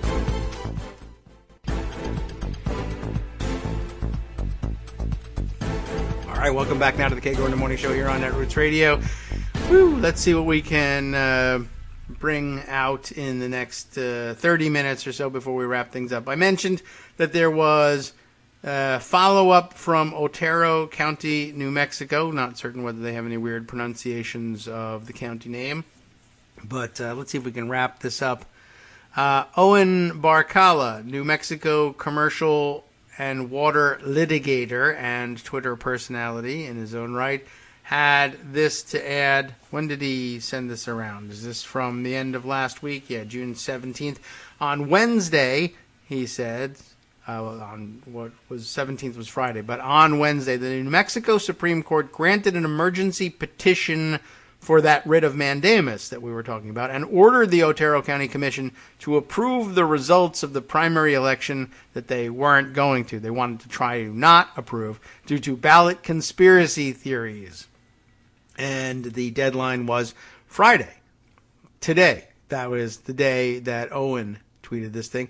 At least one commissioner, it was said, was still refusing. And here's a screen cap of the order. Now, therefore, it is ordered that the petition is granted and a writ of mandamus shall issue directing respondent, the Otero County Commission, to comply with the requirements set forth in New Mexico Statutes Annotated, NMSA, 1978, Section 11313A, as revised in 2019, in case you want to know. Specifically, respondent shall, quote, meet to approve the report of the canvass of the returns and declare the results of the 2022 primary election no later than June 17th, 2022. Well, someone was holding out, and it's not clear whether that one holdout can make a difference in the outcome, and I think that the answer is that they didn't. But whether it was with their acquiescence or not is yet to be discovered. There's also an attached Washington Post tweet about this. A New Mexico County Commissioner convicted for his role in January 6, 2021 attack on the U.S. Capitol has vowed to defy a state Supreme Court order and will not certify primary election results in his county during a scheduled Friday meeting. That, of course, was the Cowboys for Trump guy. What was his name again? Coy Griffin. Yeah. And, I think he may have knuckled under in the end. But let me take a look. The news search about Otero County brings up, here's the Washington Post piece from just 2 days ago. So I think by the evening of the 17th. They had their answer. New Mexico County certifies election results. They've done it. Bowing to court order. Otero County commissioners voted 2-1. Let's see if it was Coy Griffin, I guess the one, to accept the results in this month's primary, reversing an earlier decision driven by unfounded concerns about fraud. I'd be interested to see whether this creates any tensions between Griffin and the other two. They may never have been close, so I don't know. Maybe they don't care and there are no additional tensions. But what's interesting is they get the writ of mandamus that, the writ is to the county commission. So it's kind of interesting. Like if it had been the other way around, if two holdouts had been there and they both refused to do it, then the question is, do they throw everybody in jail until they do it, or hold them in contempt and fine them until they do it? And if so, which one or both? And also, does any one commissioner, even if he loses, who votes, yes, I acknowledge the writ of mandamus and I'm going to vote in accordance with it, get fined along with them, or can you take them down with you? I don't know. I imagine the judge would probably exercise some discretion there and say, all right, well, the writ is against the board, and the board didn't do it, so everybody's liable, but I'm going to suspend sentence on the one who said yes? I don't know. I'm not certain how that would work. At any rate, 2 said yes, 1 didn't, and so I'm also wondering whether 2 of them said, well, this is pretty serious, we really totally have to do this, and do they work it out among them? You could amicably do it, and Coy Griffin, of course, saying, listen, I got a reputation to uphold. I can't be voting yes. I'm going to hold out and pretend to be the tough guy, knowing that the 2 of you are going to vote in accordance with the writ, so everything will be taken care of, so nobody has to go to jail over it. And the court won't say, very likely, because we asked for the commission to do this thing. We demanded. We ordered the commission to do this thing, and it's been done. So we have no further interest in it, but they could, it might have been written differently. I don't know if you can do mandamus as against both the board and the members individually, so that people who continue to vote no, knowing that the other 2 are going to do the job of complying with the writ, do you have to do nothing with Coy Griffin? And then I guess there's the question of, were the other members like, well, we'd like to have followers that we can grift off of too. I don't understand why you should get all the grifting opportunities. Well, I've been here the whole time being very outspoken and grifty, and I got a reputation to uphold. I need you 2 to vote yes so that I can vote no. Or are they all like Coy Griffin fans, the other 2? I don't know. I don't know whether that'll emerge in this article or not, but one of the interesting interpersonal possibilities. Annie Gowan has written this piece for the Washington Post following up on those results.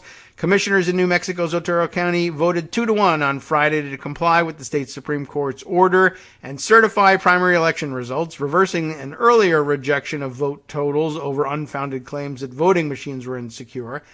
In an afternoon meeting, Republican County Commissioners Vicky Marquardt and Gerald Matherly voted to certify the results from the state's June 7th primary over the objections of the 3rd commissioner, Coy Griffin. Griffin, the founder of Cowboys for Trump, which really isn't a thing, spoke by phone from Washington, where he had been sentenced earlier Friday to 14 days in jail on one count of entering a restricted area during the January 6th attack on the U.S. Capitol. Guess what that restricted area was? In his remarks, Griffin refused to back down from assertions that the machines were not secure or apologized for leading a charge against a normally straightforward procedural vote that caused a week-long uproar. My vote to remain a no isn't based on any evidence. It's not based on any facts. It's only based on my gut feeling and my own intuition, and that's all I need, Griffin said. All you need to get yourself sentenced to jail, anyway. On Wednesday, New Mexico's Supreme Court granted an emergency petition by the Secretary of State demanding that the Otero commissioners do their job and approve some 7,300 votes from the primary, where races such as the county's only state House seat and the county sheriff hung in the balance, in case we were wondering, still were, about whose primary this really was. The state's Attorney General, Hector Balderas, said on Friday that the commissioners must comply with the rule of law or face legal action and potentially be removed from office. That's an interesting consequence. I don't want to let anybody down.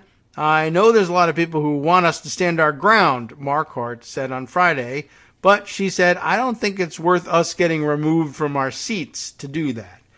It's a sensible reaction. That's the point of the writ of mandamus, but it's interesting that she has to take it on the chin for Coy Griffin to hold out from jail in D.C., by the way. Commissioners in the second county, Torrance, who had delayed a certification earlier this week, also voted to approve the vote totals in a contentious public hearing on Friday morning. The controversy marks the most recent challenge to the democratic process posed by supporters of former President Donald Trump, who believe his repeated but unfounded claims that the 2020 presidential election was stolen. The Otero Commission's Monday vote to refuse to certify the results raised fears among democracy advocates that the process of administering elections and reporting results could be disrupted during the midterms in November, and they still could be.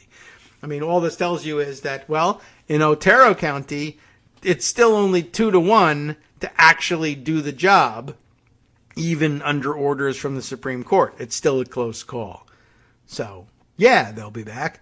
New Mexico Secretary of State Maggie Toulouse Oliver released a statement after Friday's vote saying she was, quote, relieved that the county commission, quote, finally did the right thing, sort of. We note that the commission admitted that they did not have any facts to support not certifying the election results. It's unfortunate that we had to take action to make sure Otero County voters were not disenfranchised, and it is a shame that the commission pushed our state to the brink of a crisis by their actions. By law, county commissioners in New Mexico are required to approve the primary results by June 17th, unless they can point to a specific problem that occurred during the voting for that election. In both Otero and Torrance, residents have seemed more concerned about the overall security of the Dominion voting machine systems than any particular issue at their local polls. Griffin, a stonemason and former rodeo cowboy for Disneyland Paris, has insisted in his objection that his objections are not partisan. They're just regular dumb, I guess is what he would say. But he has explained his refusal to certify by claiming that the machine's hardware has not been updated since 2011.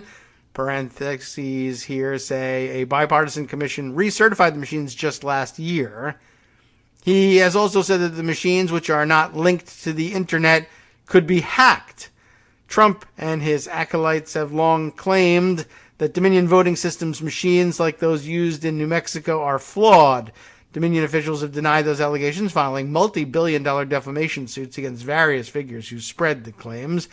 This week, a spokesperson for Dominion, Stephanie Wallstrom, said in a statement that the Otero vote, quote, is yet another example of how lies about Dominion have damaged our company and diminished the public's faith in elections. So maybe Coy gets sued here, too. Earlier this year, the Otero commissioners hired a third-party audit company called Echo Mail to look at their 2020 presidential election returns. The company, which was also involved in a controversial recount in Arizona, was aided by a group of volunteers calling themselves the New Mexico Audit Force, who went door to door attempting to verify the 2020 results. Yeah, we heard about that. I didn't remember that this had been the case.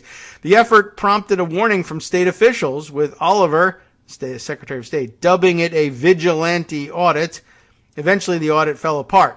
A settlement agreement that Echo Mail reached with the county showed that the company found no election fraud, and as a result of their services. Nonetheless, both Torrance and Otero County commissioners have in recent weeks heard presentations by David Clements, a former New Mexico State University business professor, and his wife Erin, his current wife, former professor, who travel the country promoting election fraud theories. Clements was fired from his university post last year after refusing to comply with coronavirus measures. So every protest there is, he wants to be a part of. The couple could not be reached for comment. At an hours-long hearing before the Otero County Commission on May 9th, Clements, David that is, urged the commissioners to call an emergency session, declare a vote of no confidence in the vote tally results, and demand a hand count. This is about courage, he told them. The county commissioners appeared to take his words to heart. This month, they voted to begin hand-counting election returns, remove secure ballot boxes, and stop using the state's voting systems, which Oliver had said this week was illegal. In Torrance County, meanwhile, the Republican-led commission approved the primary results Friday morning after a raucous meeting in which citizens hurled insults at the board members, calling them cowards, traitors to our country, and rubber stamp puppets. The group of about a dozen certification opponents was particularly incensed by the idea that state judges, demons wearing black robes, in the words of one speaker, could tell county officials what to do. Clements led off the public comments. Do the right thing, James Reeder, a Torrance County resident, told the commissioners. Remember who you're elected by. You're not elected by the Secretary of State. You're elected by the people of Torrance County. Commission Chairman Ryan Schwabach, a local farmer who grows alfalfa and corn for the dairy industry, not for you, for the dairy industry. Cows eat this alfalfa and corn. Said in an interview that he and other commissioners had wanted time to weigh the issues and hear their constituents' concerns when they moved to delay certification until Friday. The reality is there are a lot of people that do not have faith in our voting system. That is the key takeaway, he said. In the hearing on Friday, he said that he and his fellow commissioners had no other choice but to follow the law, but that they needed to work together to address what he described as the potential for fraudulent activity. This is the start of the fight, Schwabach said.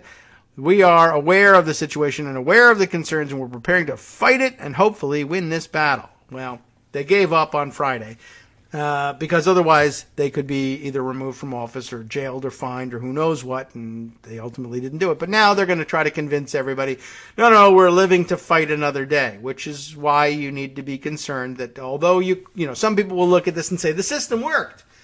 Well, yes, at least in terms of whether or not they would certify the primary election results for county commissioner and sheriff. But when it comes back to presidential elections, will they do it again? Will they be willing to go to jail, be removed from office? I suppose right now they say, well, you don't want us removed from office because then we're not going to be in a position to help do this for President Trump in 2025. Or I guess their role would be earlier, in late 2024, post-election. So, you want us to be in place to cheat for President Trump, we got to live to fight another day. So it's doesn't necessarily answer all the questions that they acquiesced in light of what happened in Otero County. And then, of course, it was, again, only 2-1 in Otero County. I did notice, maybe there's... I thought I saw an article about Coy Griffin here who said that hinted that perhaps he was sort of speaking out of both sides of his mouth on this thing. Was this the one Business Insider had on him? Cowboys for Trump founder Coy Griffin skirted extra prison time for his role in the Capitol attack after spending 20 days in jail. Oh, yes, one of the bullet points on the Insider reporting here. A judge said Coy Griffin's stated remorse for January 6th in his courtroom, when he was in front of him for sentencing, I stated remorse for January 6th, conflicted with his incendiary public comments. So out in public, he's saying, I'll never back down. And in the courtroom, he says, I'm actually kind of backing down right now so that you don't send me back to jail. The other bullet points, we'll just look at those. Griffin was sentenced to 14 days in prison, but credited for the 20 days he served ahead of trial. And since he didn't enter the Capitol, Griffin was at the minimal end of criminality, the judge said, but still was in a restricted area, that being Capitol grounds. So, okay. Very interesting. And I guess he was in the middle. Was he in the middle of that sentence or in the middle of the proceedings in Washington at the time of the Otero County vote? Well, anyway, very interesting. And now we are, I think, mostly up to date on what happened there. The writ of mandamus worked. So that's good news. Let's see. Other things to spend some time on. we'll get back to these other things. I guess why don't we spend a little time in case you, like me, didn't have enough time to read Media Matters' lengthy piece. We don't have enough time here now today either, but let's get started. Just so keep it in mind, because it's really something we're going to have to keep watching long term. Again, the right-wing parent groups are organizing against school mental health programs on Facebook, claiming they are a Trojan horse for critical race theory.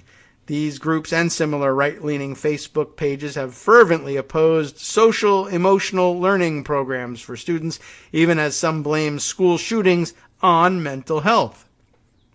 This piece published at the beginning of last week, or rather the end of 2 weeks ago, written by Natalie Mathis, Mathes, research contributions from Kaylee Gogarty, credited here as well, written again and published on the 10th of this month. Right-wing parents groups and right-leaning pages on Facebook have attacked existing school mental health programs, such as social emotional learning, falsely claiming that the programs are, quote, indoctrinating and, quote, yes, grooming children, and sometimes conflating the programs with critical race theory, purposefully, or with inclusion of LGBTQ families, which also makes them mad. In fact, Media Matters found that between January 1st and May 31st, right-leaning political pages in the U.S. posted at least 108 times about SEL, earning over 240,000 interactions in total, and often maligning the program.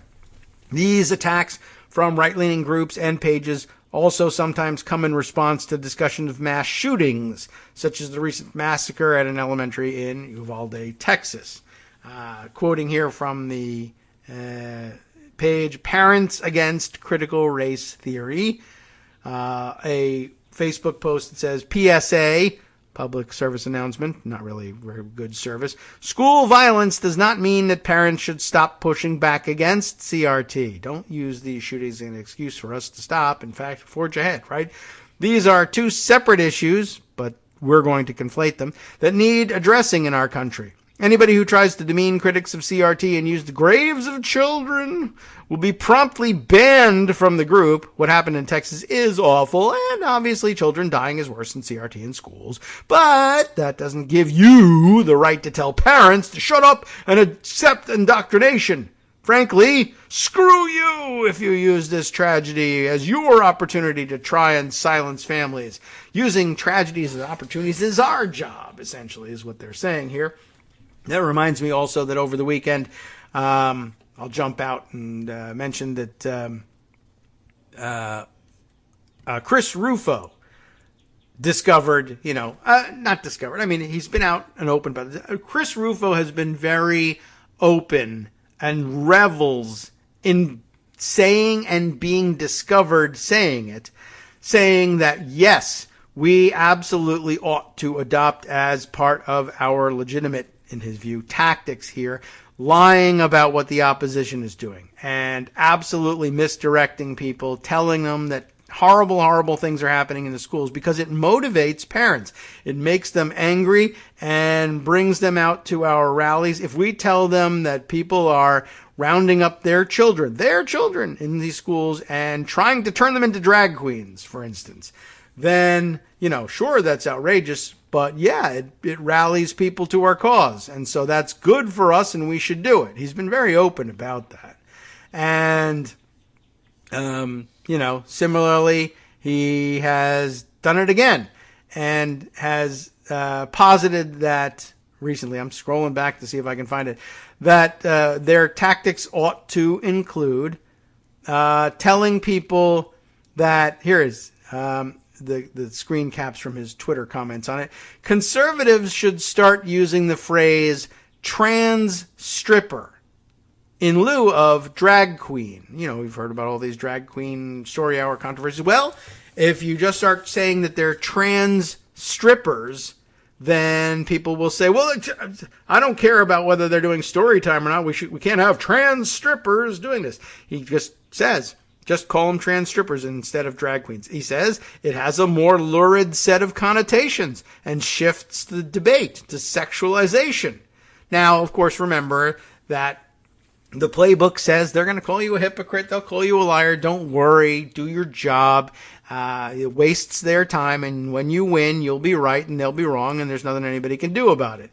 But what if people say that they're not trans strippers? What if they argue with us? They're not necessarily, or even almost ever, transgender or trans anything else, right? So, and they're not strippers.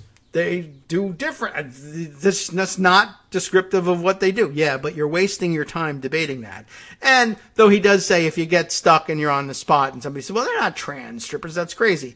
Well, drag queens in schools, of course, invites a debate.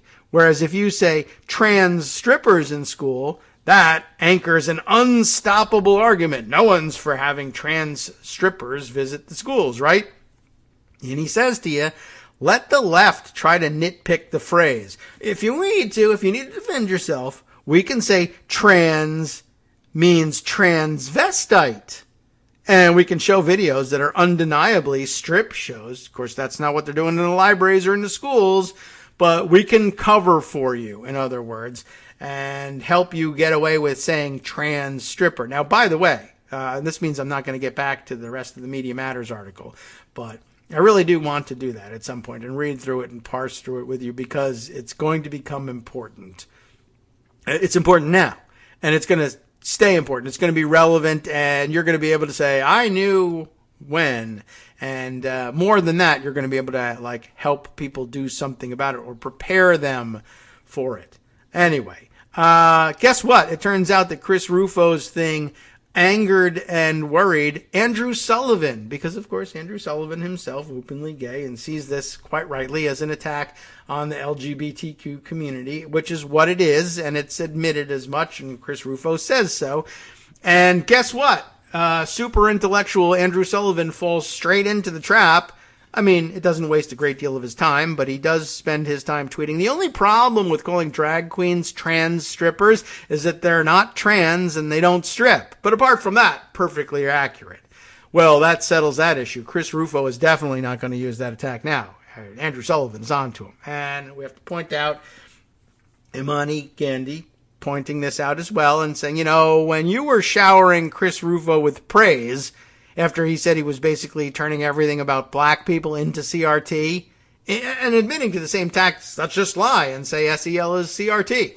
Just lie and say anything you don't like is CRT. Masking, vaccine mandates are CRT. Go ahead, say it, doesn't matter. Well, after you said that was fine and you had a great time doing that, did you think he might do that with anything that the right views as sexually deviant, like being trans or gay? Or did you not have that capacity for thought? Which then occurred to me. It made me think about what had gone on here. And it would be accurate to describe this as Andrew Sullivan letting Chris Rufo into his circle. When you were beating up on black people and calling everything they did CRT, that wasn't me, so I'm okay with it. I let you into the circle, and back when we thought we were just having fun together, attacking CRT, which was something I wanted to do because this is what I do in life. I'm a contrarian public intellectual. But soon, it turns out that Andrew grew uncomfortable with Chris's more aggressive advances. Isn't that what happened here? Well, now you're attacking people that could include me, the LGBTQ community, you see. And now that's a step too far.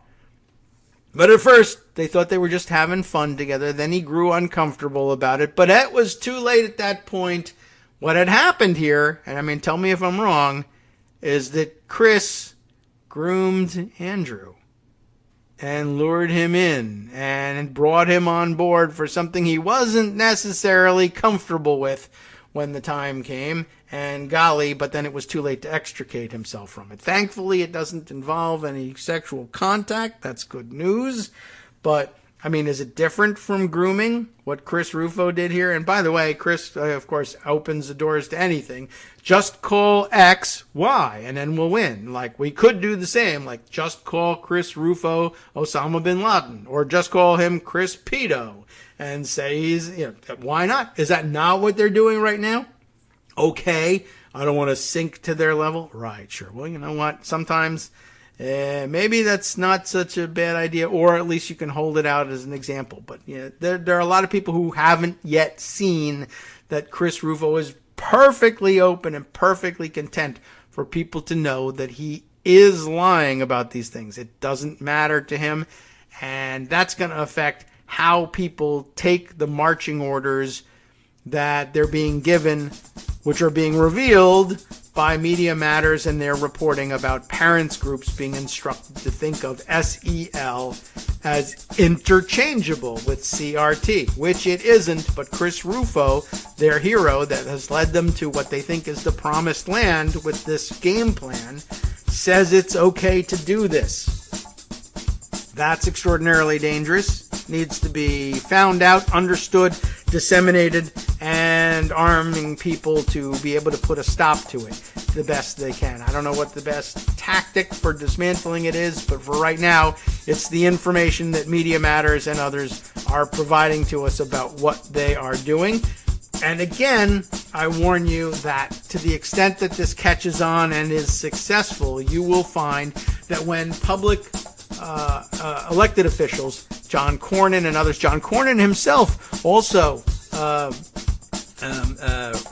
hazed and berated at the Texas Republican Convention for his willingness to participate in this gun framework. And when they pressure him to get out of it and he's embarrassed, he'll probably end up pointing back to this and saying, you know, all these provisions about mental health that are a part of this, which were concessions to him and other Republicans, of course, from Democrats, then they'll be able to say, well, we were just instructed that's CRT and we can't have it.